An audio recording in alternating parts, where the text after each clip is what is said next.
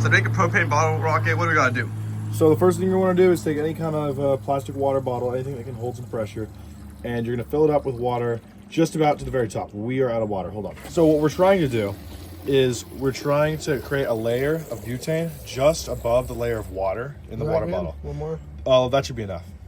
And so once we have that layer of butane, we're going to flip the bottle over, and that butane, while it's still in liquid form, is going to, it's less dense than water, so it's going to fly to what is now going to be the top of the bottle, and it's going to expand rapidly when it hits the plastic lining.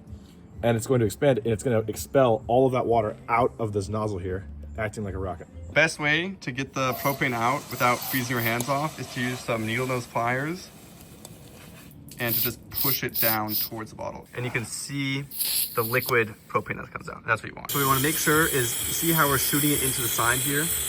We're doing that so that this doesn't instantly evaporate. And now we're going to get this layer of butane. You can see it really well right here.